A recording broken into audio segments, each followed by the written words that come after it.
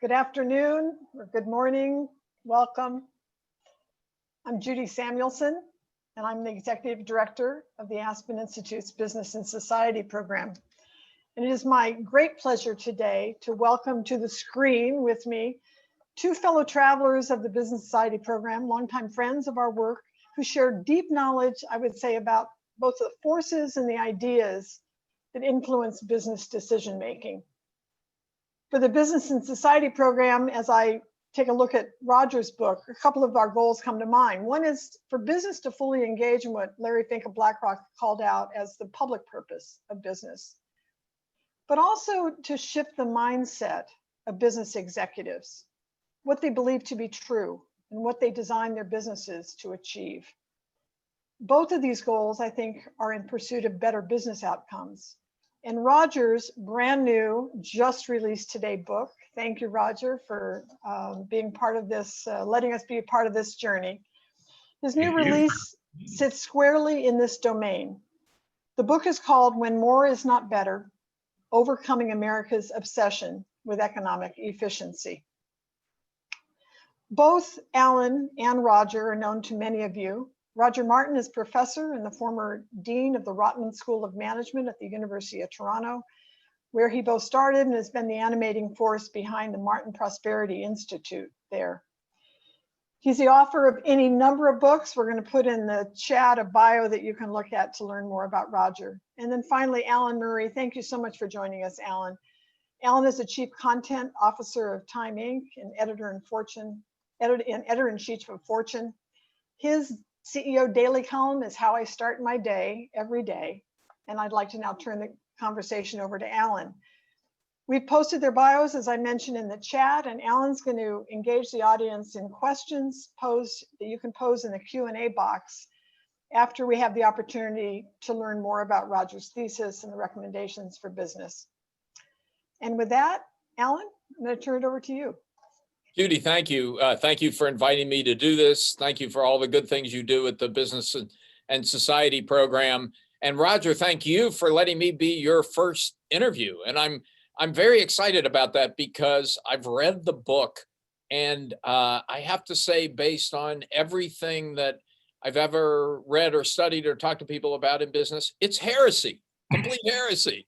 I mean, business leaders. Heretic, Alan. I'm a mild-mannered professor. You're a heretic, and I want to dive right in with that issue, because so many business leaders I know have spent their whole lives learning how to increase the efficiency of their organizations. And you think about the whole Six Sigma discipline. It was all about increasing efficiency in your organization. It would be interesting to see how much business schools do that is focused on that issue. And you say that's the wrong goal. Tell us why. Well, it's the wrong goal when it is an obsessive goal, when there is a limit to how much more efficiency you should try to wring out of whatever you're doing. So that I think is the fundamental error, which is that business schools, businesses, the world, economists all said, well, we should worry about efficiency. I mean, Adam Smith said it way back when. Make that pin factory more efficient by division of labor. David Ricardo said it. Said, oh, you Portuguese people should grow grapes, make wine. You Brits should raise sheep and make wool because you'll both be more efficient trading with one another. So there's a long history of recognizing that efficiency is a good thing, but at a certain point. And I think that certain point was around 40 to 50 years ago, or half century ago. It headed into an excessive level where it was efficiency at all costs, and it was a single unitary goal. And how did that happen? How did we get there? What happened 40 or 50 years ago to set us on this track? It was really, I think, to a great extent, Milton Friedman, and most people here would know his famous, New York Times Magazine article, "The Business of Business is Business," saying that business must have a single unitary goal of increasing the value to shareholders, serving shareholders.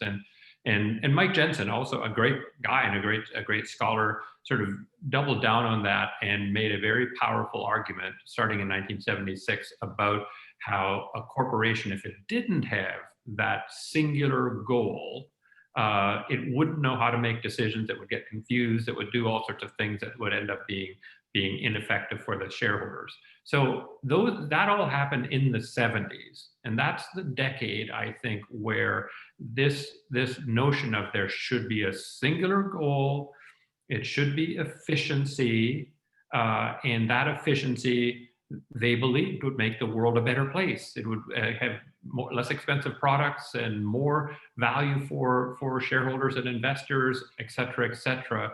And so they stopped thinking about the question of, well, is it just that, or is it a little more complicated picture? That went out the window. It is just that. But Roger, there's some if not logic, some history behind that. I mean, we see so often so many compelling examples of what a single measurable goal, the effect it can have on people. Say, this is what we're doing.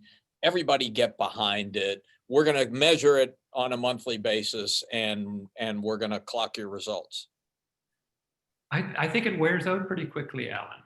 I think you can tell nice stories about a given project, right? Let's put a man on the moon, a single goal. But when you ask the question, if you keep doing that and keep doing that and keep doing that and keep doing that, in due course, you get to where, as I say in the book, more is not better. So I think the pursuit of efficiency did good things for America for the first 200 years of its existence as a country. From 1776 to 1976, I would say it was a net positive. I think it's just when you keep doing that, often the world has changed, and so that goal is no longer, kind of perfect, and you start doing things that are excessive. Yeah. So give us some examples of where efficiency has led business astray. Well, I think it's led businesses astray in how much it has ground down the wages of labor, right, to a point where you've got employees, in much of retail, employees who sleepwalk through the stores, and the shopping experience is a miserable one. That's efficient staffing and efficient labor costs. But what's the result? Costco took a look at that and said, you know what, here's what we're going to do. We're going to do something different. We're going to pay people way more than minimum wage.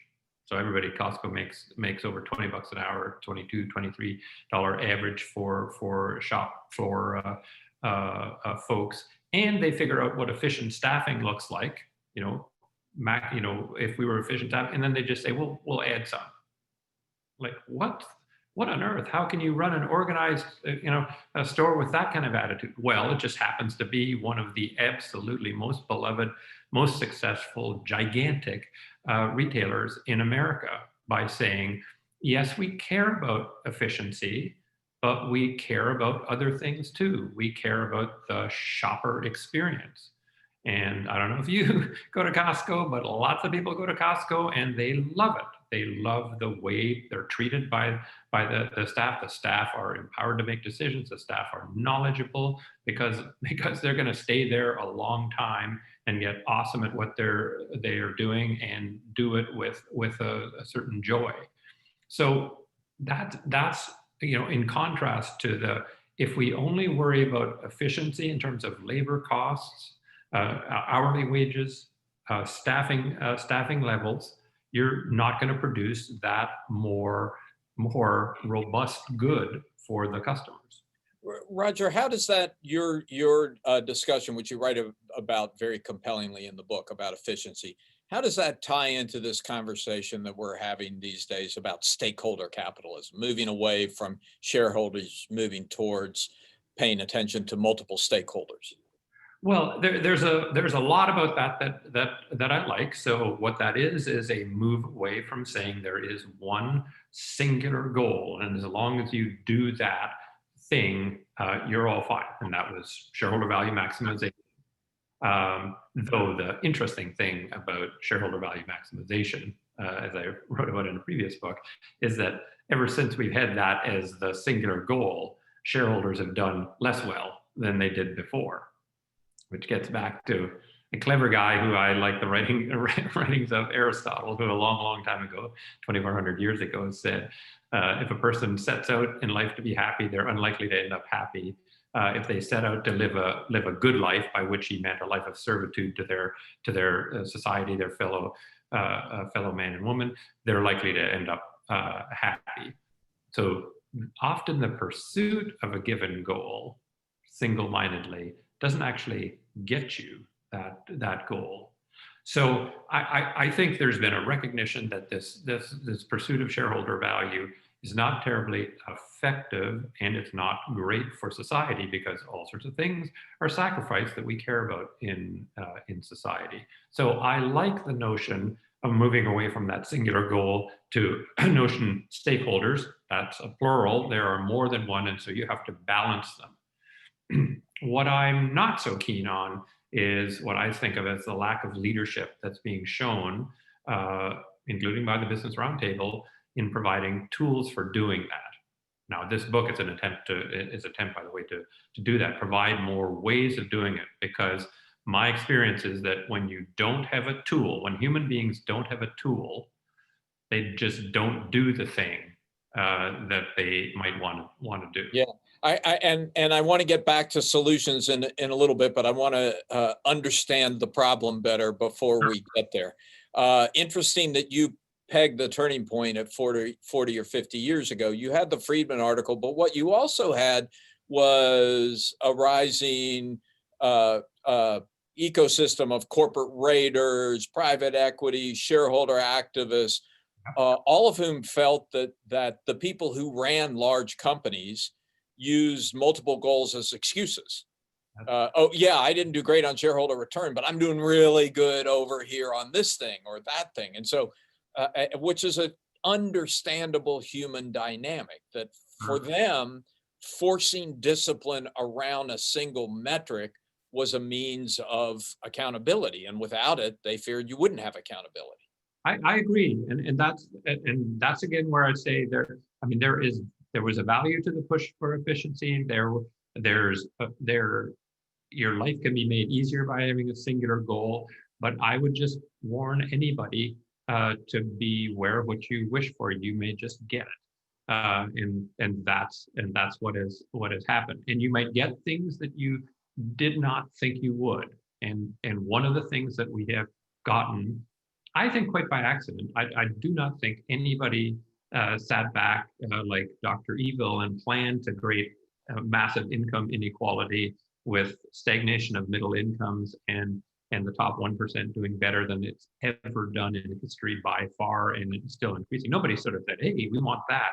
It was an accidental outcome of taking one lever and pulling it super hard. We're going to take that efficiency lever, and it's spurred in part by corporate raiders saying, unless you do that, we're going to come get you.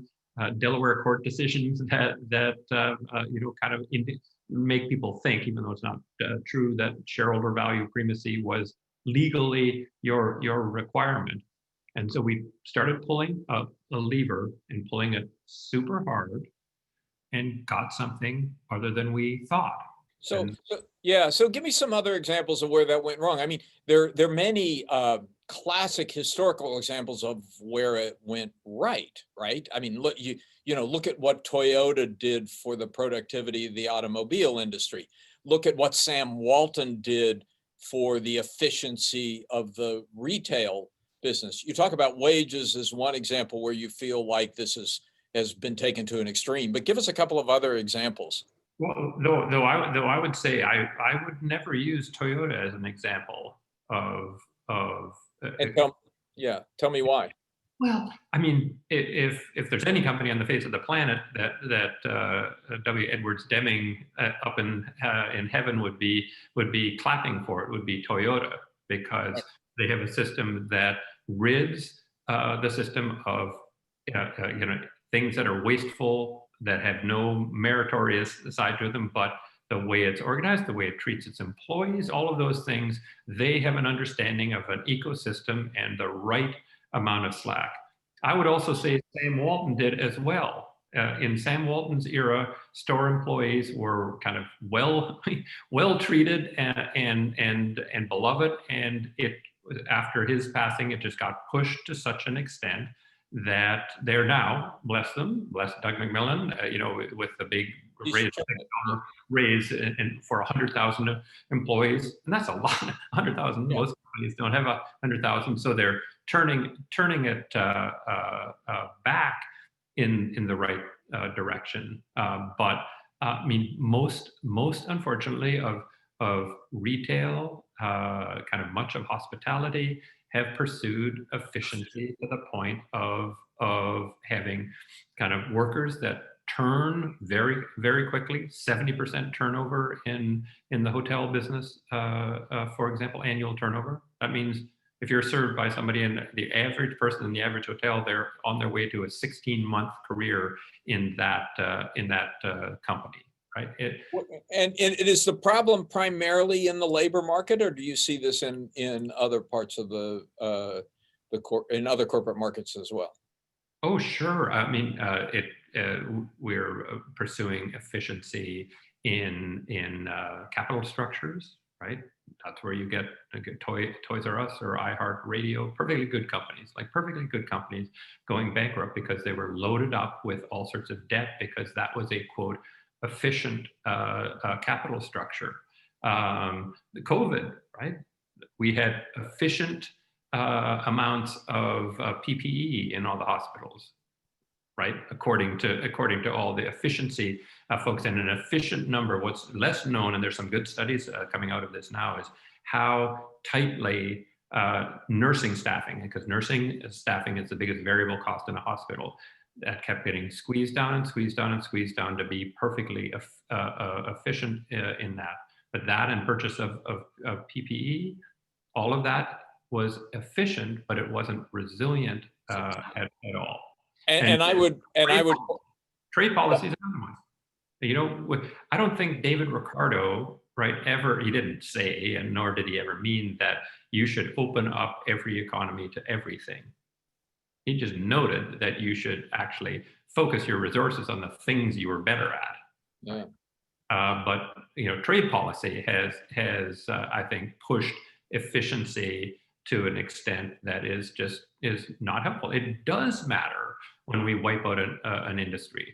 The economists used to think that oh well, these workers will find their ways to other industries. Now people like Denny Rodrigue and others have shown definitively that no, there is a huge human toll to some of the trade policies. Theoretically, it sounds great, but it is not making for a resilient economy at all. Roger, you have a significant portion of the book where you attack NPS, Net Promoter Scores, which I found fascinating. I was at a meeting of CEOs of large companies. It was an off-the-record conversation, so I can't identify them, but I don't need to identify them because we were talking about how you create a consumer-centric company, and went around the room, and basically 90% of them saw the NPS score as their main tool for focusing on consumers. So it's obviously been adopted by businesses. They see it as a useful tool. What's so bad? Well, I mean, let me start by saying I think I put Fred Reichheld in some sense in the same category of Edwards Deming. He's a great guy, very smart, came up with the Net Promoter Score idea, the whole idea of customer loyalty. But it just shows what happens when you take a goal, right? So the goal is more loyal customers, because Fred in his work showed that keeping your existing customers was more effective than losing a bunch of them and having to get new ones. That's way more expensive. So the goal is keep your customers, right? And that then gets translated into a measure, right? A model that says, okay, we want to have customer loyalty. The model says it's cheaper to keep your customers. So here's the kind of things you do to keep your customers. And then we'll measure it with a net promoter score. But what happens over time is something that kind of scholars call surrogation. That score becomes seen in the person's mind as exactly the same as the goal, right? We will have loyal customers if we have a high NPS, right? But it's not true. It's just a measure of that. And then what you get keen on is doing things like, why don't we create incentive programs around getting a high NPS, right? And I tell the story in the book of 2 of the last 3 cars I bought. The salesperson at the end of the process told me I was going to be getting, they didn't know it by name, an NPS survey, and instructed me to give them 10s on everything. And all that did was make me feel like I never want to deal with that car company again, and haven't actually, right? Because it just turned me off so much. So the pursuit of NPS by providing incentives for people to employees to try and generate high NPS had the opposite effect that the model intended. And that is a greater danger when you have one goal. It's the Wells Fargo story. Our one goal, the desire is close customer relationship.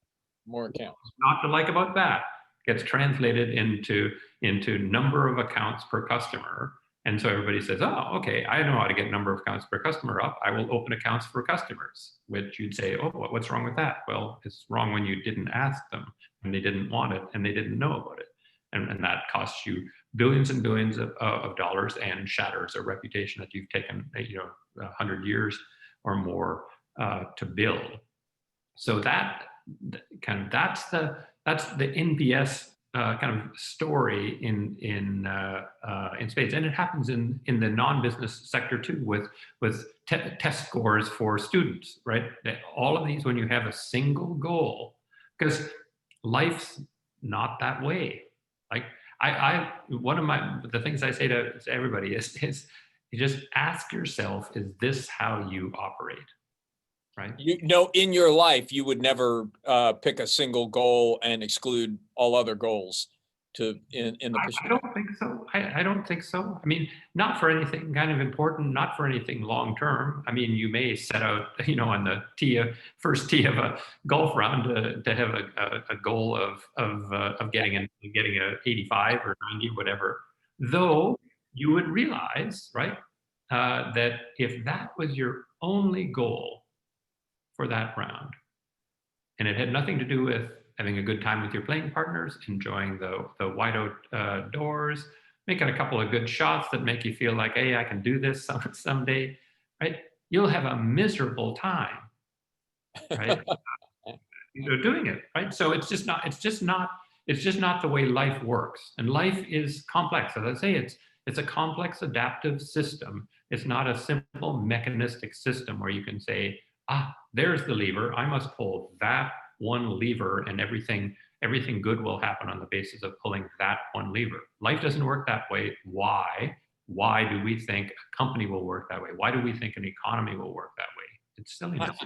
I can imagine, I wish like someone like Carl Icahn were sitting here listening to you. I think what he might say is because business people aren't that smart. They can't get their mind, none of us are that smart, actually. You can't get your mind around a complex ecosystem. So simplification is essential for setting and achieving goals. Yeah, I think he would. And I think to a point, he'd be right. It's just what happens when you go past that point. And that's basically what I'm saying is we have definitively, clearly gone past that point where, again, the idea of, like, if you just take what you said about Icahn, taking that as the truth, right? That is now the truth, that unless you simplify, and how would we know about simplification? We would have some metric for simplification, how simplified things are, right? Like, it's having a small corporate office. So let's fire everybody at the corporate office, and that's simplification. Or let's divisionalize the structure. Let's break it into pieces. all of those things can have value, but when you take them to the extreme, and that's the only thing you're thinking about, and that's the only thing you're telling your employees, that's what you'll get. All right. So, yeah. So let's turn to solutions, Roger. What do you do about it? Well, I think there are things that business executives, political leaders, educators, citizens can all do. I mean, one of the things I would say to business leaders is just listen to Deming. Don't listen to what you think Deming said, which is listen to him and say, elimination of slack is not being efficient. Right? There's a proper amount of slack to have in systems because they are not as kind of simple and linear as you think they are. Right? So you can say having no excess PPE is a good idea until the next pandemic comes along. So stop with the elimination of slack and recognize that a non-zero amount of slack is the right thing to achieve.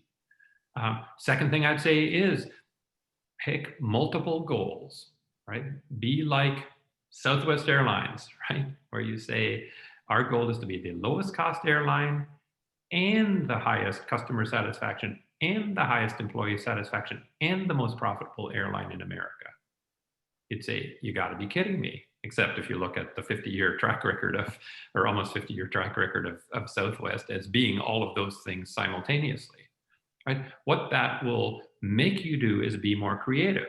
And if you're more creative, you'll have a strategy that's harder to replicate, right? Not a strategy that's dead easy to replicate. It's dead easy to replicate a strategy of hire the cheapest people, outsource everything to China, Vietnam, whatever. Anybody can do that, but can you build an airline like Southwest? Can you build a hotel chain like Four Seasons? Kind of no, because it's more complicated. But that means embracing multiple measures and not getting into this kind of simplistic surrogation thing. I would also say that it's super important for business executives to turn their back on again, at least a half-century trend in the world of business towards reductionism, right? We have marketing, we have sales, we have operations, we have HR, etc. We'll break it down, perfect each one, and then add them back up, right? That's how all business schools are organized. That's how companies are organized. And each of these domains have their own expertise. The problem is, as Peter Drucker, before he passed away, told me, he said, Roger, there are no accounting problems, there are no marketing problems, there are no finance problems, there are only business problems, right? Which you got to admit is right. However, we teach business people to identify, is this a marketing problem? Where I'll put my marketing hat on, get out my marketing toolbox and treat it as a marketing problem, right? That kind of reductionism is creating companies that think they're being efficient, but they're being narrowly short-term efficient and broadly long-term grotesquely inefficient and ineffective. The last thing I'd say to business people, I mean they generally laugh at this, but it is what it is, which is don't believe that seeking a monopoly position is a good thing to accomplish, right? Now, most would say, no, that's what I want. That's what I want, yeah. That's exactly what I want. And the problem is, if you look at the history of monopolies, it doesn't end well, right? If you look at the companies that have maintained a position in the Dow Jones 30 for the longest time, you'll notice the ones that stay around for a while have great competitors and aren't monopolies. Why? It's because, everybody, if you're going to be good at something, you need to practice and have training. If you're going to be a pianist, you got to practice and have training and go to competitions. If you're a golfer or you're a squash player, you're a basketball player, you need training from competitive action. If you're a monopoly, you don't have any. right? And so you're just not going to do things that make you better if you're a monopoly. Well, that raises the question of how much of this is a difference in timeframes between short term and long term. There are lots of, I mean, efficiency will fill your pocket in the short, can fill your pocket in the short term in lots of ways, but undercut you in the long term in lots of ways. The monopoly example, the wage example, all being among them.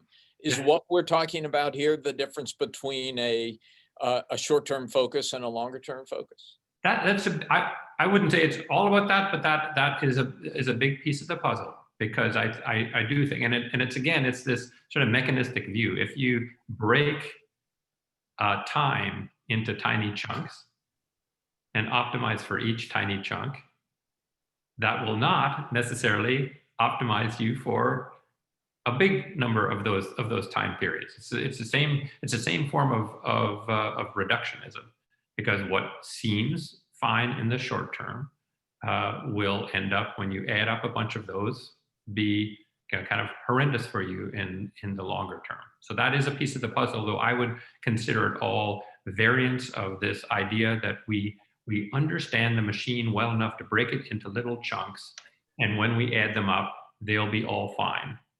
I do not believe they will be all fine when you add them up. We got a lot of questions. I'm going to go to the questions in just a minute, but as an educator, Mhm. how do you train a new generation of business people to get their heads around this? What do you have to undo? What do you have to do? And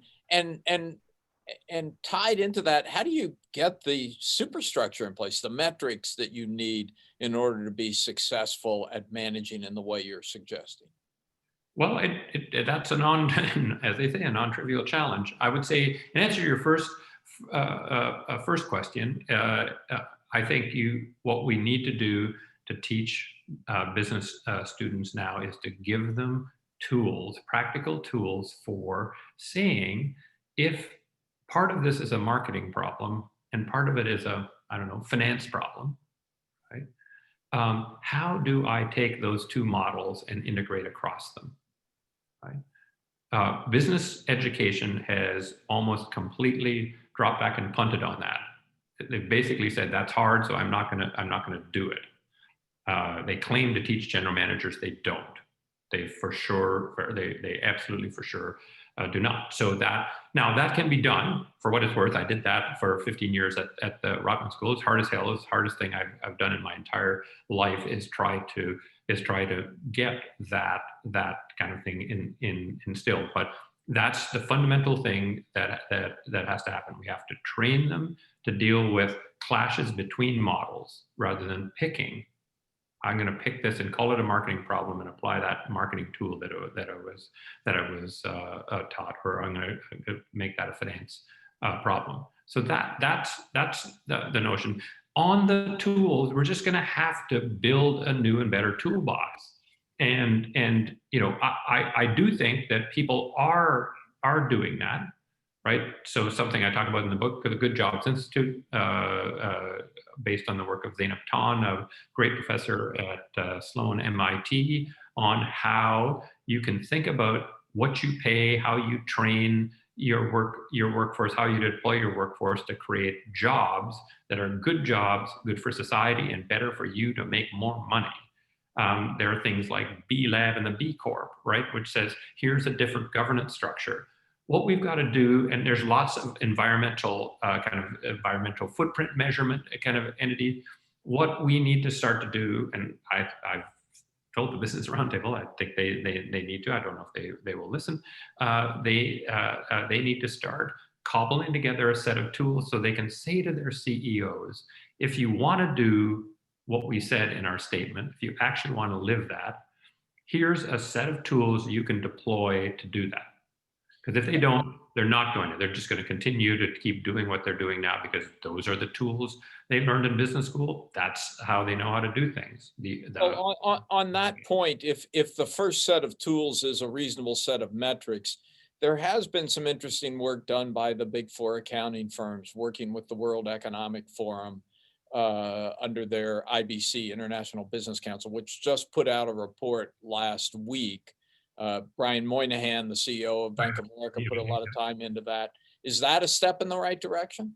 I think so. I have not looked at it, but that kind of effort is, because if it's what you say, it sounds tool based, and I am just one practical guy. Like, unless somebody has a tool for something, they're not going to do it. Full stop. Right? People did not trade options until we had the Black-Scholes option pricing theorem. People did not advertise online until Google created a tool to allow them to figure out how many clicks they got for $1 of advertising. When you develop a tool, people start doing the thing. And if you don't have a tool, they're just not going to do it. And we've just got to move in that direction. You just want a full toolbox and not everybody sitting there with a hammer. That is right. Right now, we've got everybody sitting there with a hammer, and we're wondering why things are lurching in one particular direction. Well, because that's what happens when you have one tool. Let me turn to the questions, and please put your questions into the Q&A. Click on the Q&A. One question here, I don't have a name with it, but what do you say to a CEO who says that growth is their objective and their goal? The title of your book is "More is Not Better." What is growth a bad objective? Yeah, if it's singular. I mean, let's just think about it. Growth with no concern about profitability, for example, will result in you being bankrupt pretty quickly, right? Unless you're in Silicon Valley, but that's a separate issue. Right. Yeah, yes. Well, even most of them run out of cash, right? There's a gigantic survivor bias, in our minds when it comes to Silicon Valley. So no, I think growth as part of, like I would say, saying we would like to achieve kind of this much growth, and at the same time build more loyal customers with a productive capacity, including our people, that will enable us to maintain that over a long period of time.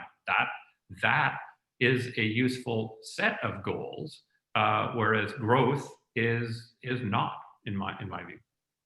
Vinet Sharma has a couple of questions around the notion of the role that finance has played in this. He asks, what role has financialization of the economy had to play in making the problems of the last 50 years? And also related to that, what role has the Federal Reserve or Treasury had to play by reducing interest rates and creating bubbles? Yeah. Well, on the second one, on the Fed, I think the Fed labors under the absolute delusional misconception of most economists that they understand how the machine works and they know what lever to pull and how much to get the results they want. It's delusional, like absolutely and utterly delusional. They may be the smartest, people out there, the best economists, but nobody knows those things. So I think I do believe that the Fed played a significant role in the creation of the global financial crisis, as it sounds like the questioner does. And so it's just to back off and realize that you don't know, and all you can do is make little tweaks and watch. Don't think that they do it all. In terms of the financialization, yes. I mean, I in my own view, I think for much of the 20th century, the part of the 20th century where America really came absolutely to the fore as the world's most powerful economic superpower. It had an advantage of the finest capital market in the world, deepest, broadest, most efficient, most trustworthy, and that gave American companies a huge advantage. And that's one of the reasons why American companies became the leading. There's just more big multinationals that were able to go global. I think in the last 20 to 30 years, it's turned around so that our financial system, our capital markets are now a deficit that American companies have to overcome. So this financialization of it, where the financial markets now, the capital markets now serve traders first. They were set up to serve first companies, so issuers, It was to let them grow. Second, investors, so they could participate in the issuers' attempt to grow. And then, as an afterthought, traders. Now, everything about them is set up so that they're best, number one, for traders, and the other two, who cares? And as you know, Alan, I'm sure from covering it in Fortune, we have half as many public companies now. Like, public companies are shrinking in numbers. Private companies are growing because they're essentially fleeing the public capital markets, which are now making their life miserable. So the financialization has slowly but surely kind of made America less effective as an economy. Another question here. Do you think CEOs can make the right decisions to pursue the right set of goals when they're mainly focused on the share price of the company and mainly incentivized to be focused on the share price of the company? Well, I mean, they have to be insubordinate, right? So, and there are a bunch of insubordinate CEOs out there, thank goodness. But if they're, I mean, this is the thing that people do not understand about these incentives, right? These incentives, if you do not try to maximize your incentive, right, you're being insubordinate. If you're not working, if your governance body, the board of directors or the comp committee, says, here's how we're going to incent you, and the number one singular incentive that outweighs all others is share price, because that'll give you the biggest payoff. You are insubordinate if you do not work in the next year, right, to when you get judged on how you did, to maximize your share price. Then the board asks the question, why were you so obsessed about the short-term share price and not building the company? And it's like Louis in Casablanca. I'm shocked that gambling is going on here, right? I mean, it's like, what are you people thinking, right? That's the problem. The problem is incentives typically work too well, right? So in this case, the subordinate CEO says, well, that's what they told me to do, and I'll go do it. And it turns out that there are lots of ways to increase share price. The hardest one is to build the business and make it more profitable. That's the hardest one, right? The easiest one is to go talk up your stock at the right time, kind of on Wall Street. Another easier one than actually building the business is to use shady financial accounting practices. So they wonder, why are we getting shady financial practices, taking short-term, not taking any short-term investments, cutting our R&D, cutting our thing. Why is our CEO doing that? It's like, wake up! You asked them to do it. So, I mean, stock-based compensation is a bad idea.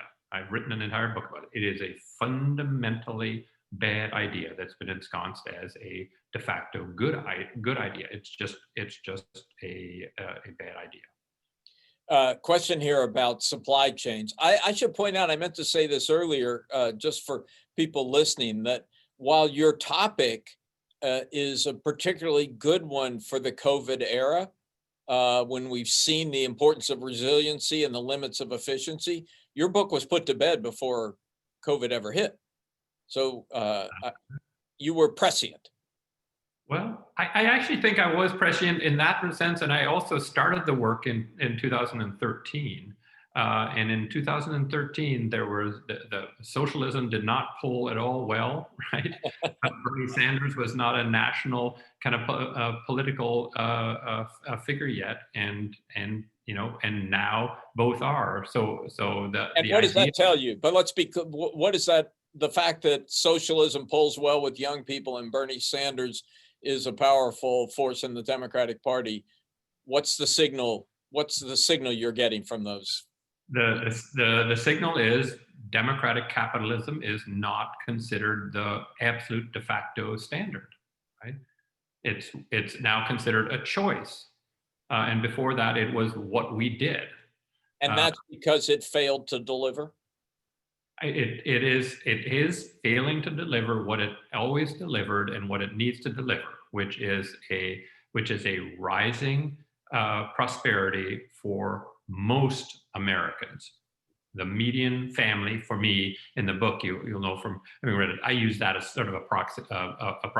If the median family is not moving ahead smartly, right, then the swing voter isn't moving ahead smartly, and the swing voter is going to say, you know, I don't know about this system. This system isn't delivering for me, right? And you know, they made a vote in 2016 on that, right?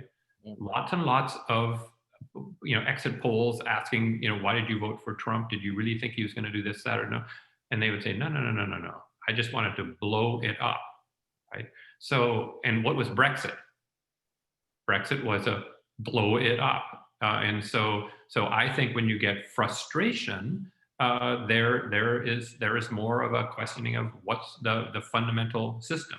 Right? In the Great Depression, globally, that happened, and during the Great Depression, there was a major shift towards socialism, fascism, and communism in Western Europe and in Asia and parts of Asia.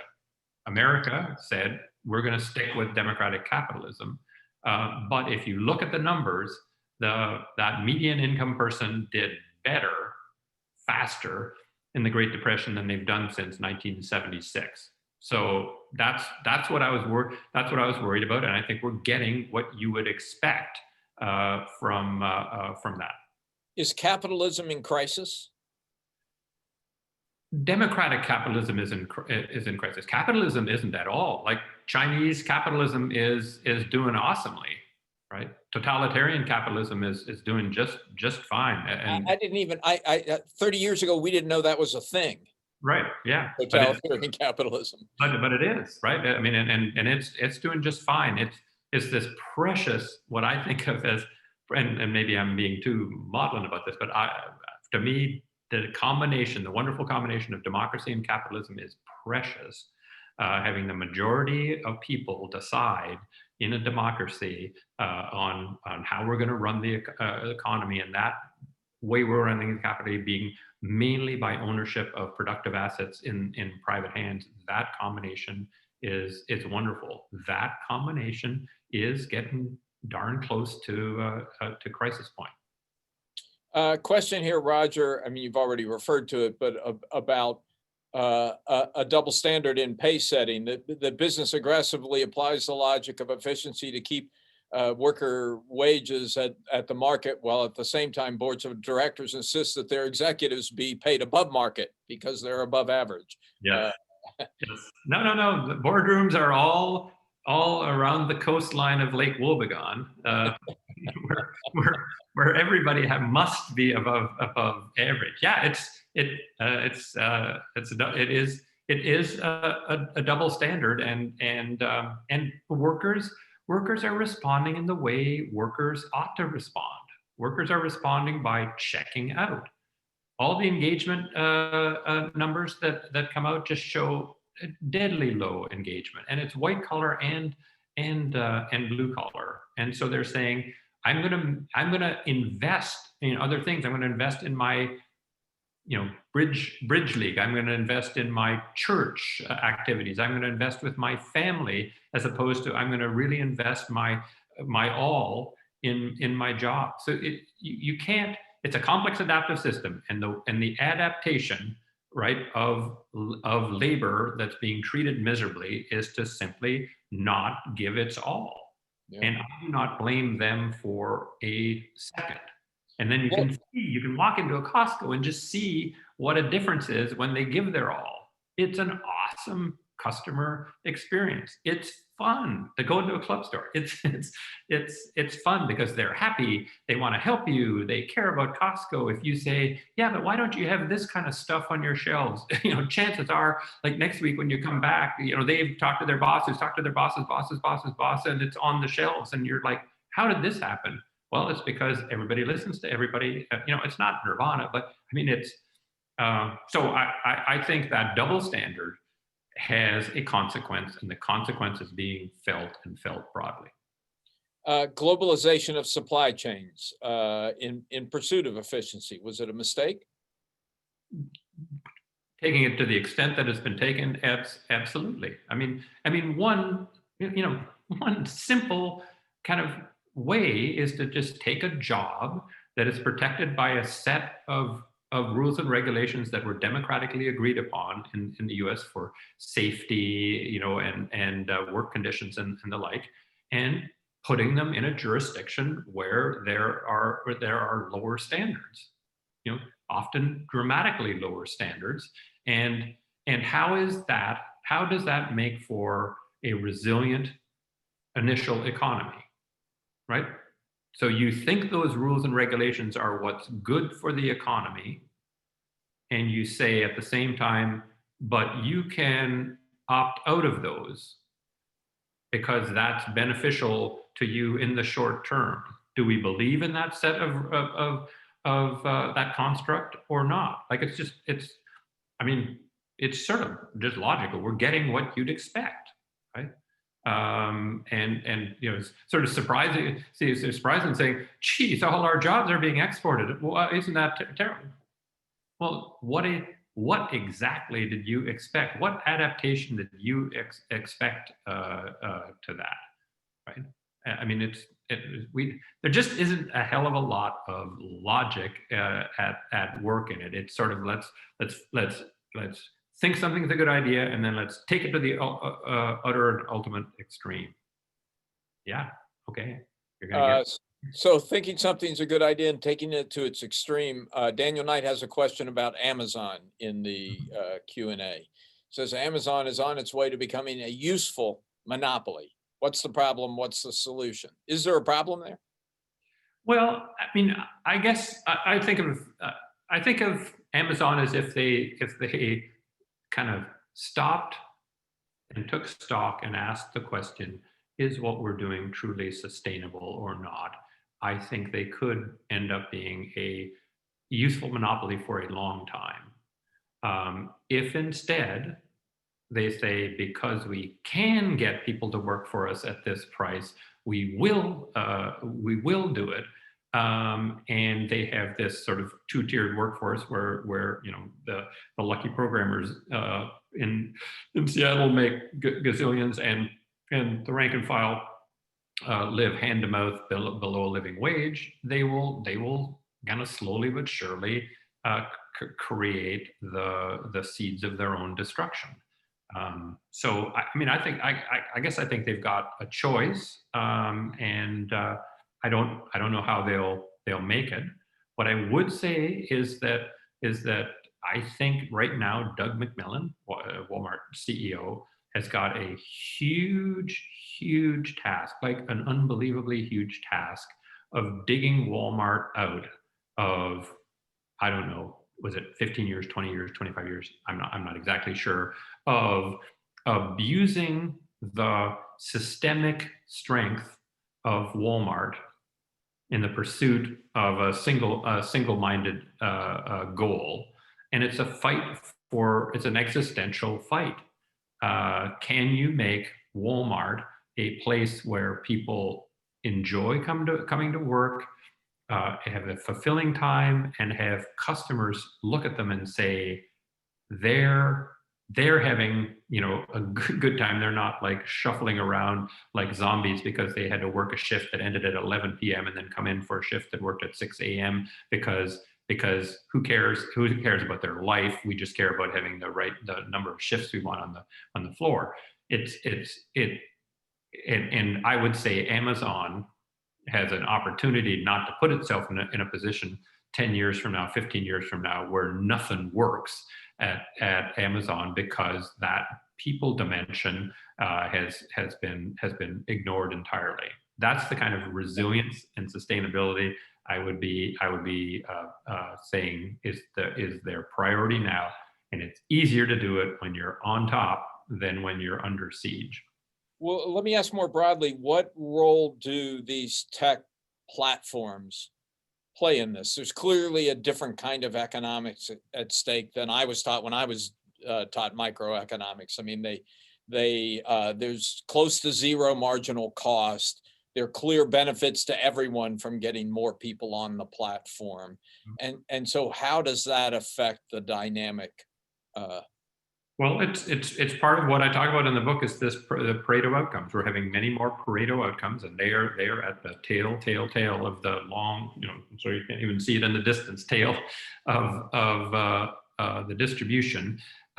What I would say is that we have to, though, enforce antitrust the way it was designed in the late 1800s, Sherman and Clayton, early 20th century. So it is a well-known fact in Silicon Valley that the tech giants have kill zones, right? Literally, I'm sure you've heard this term. They have identifiable kill zones where they will kill anything that is in that zone near them. They'll either kill it by buying it for a fortune or grinding it out of business, a la Instagram and Snapchat. And that is predatory behavior of the sort we have laws on the books about that aren't being enforced because there's the efficiency defense now of monopolization. So it doesn't matter, in your view, it shouldn't matter that Google is more efficient or Amazon is more efficient.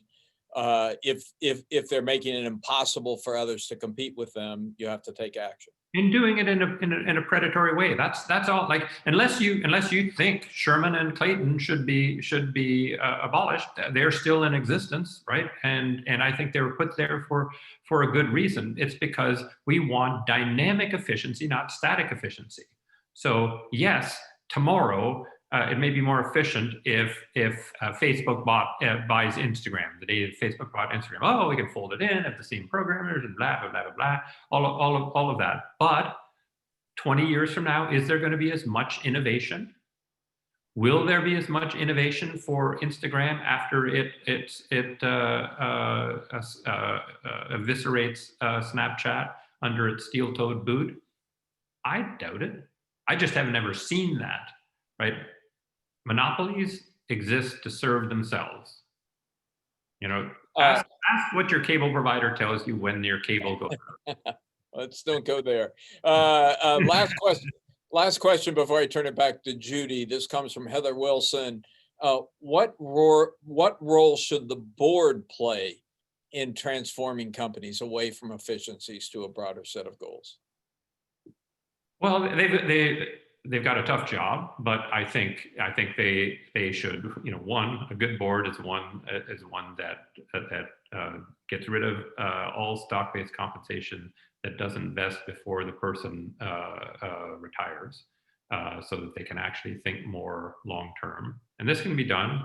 A.G. Lafley, right, went to his board and said, take my stock-based compensation, divide it into 10 pieces, and make it vest in 1 year after I've retired, 2, 3, 4, 5, 6, 7, 8, 9, 10. That's what you want. So get rid of the insanity of short-term oriented stock-based compensation, and to make sure that you can say of your goals that they have enough variability and internal inconsistency to make you have to think cleverly about the trade-offs you make. Otherwise, you'll have a dull, boring strategy that's replicable by somebody else. Those are hard jobs for boards, but that would be my advice to them if they actually want to give great stewardship. Roger, thank you for a great conversation, a fascinating book, fascinating if heretical, and thanks for taking the time to do this. And let me turn it back to Judy. And thank you for that. Yes. Thank you both. And thank you for spending some time on two of our favorite topics at the Business Society program. One is how we pay executives and release a stranglehold on equity. And my colleague Rachel is going to put into chat the link to our recently released Modern Principles for Sensible and Effective Pay, which I encourage you to take a look at. And the other thing is business education. And tomorrow, it just so happens that we're releasing our 2020 Ideas Worth Teaching Awards, which Roger would be familiar with from many years of being engaged in this journey. And tomorrow at 1:30, we're going to be doing a webinar with with the recently new dean of the Yale School of Management, Kerwin Charles, and also Dan Schulman, the CEO of PayPal, to help launch these awards and to carry this conversation forward in another domain. So thank you both. I appreciate it very much. You can find a link to register for the webinar tomorrow if you want to continue this conversation about business education and how these issues are landing in the boardroom with us, and we hope you will. But thank you, Alan. Thank you, Roger. I've thoroughly enjoyed the conversation, learned a lot, and look forward to reading your book. Thank you for having me. I really appreciate it. Thank you. Thanks.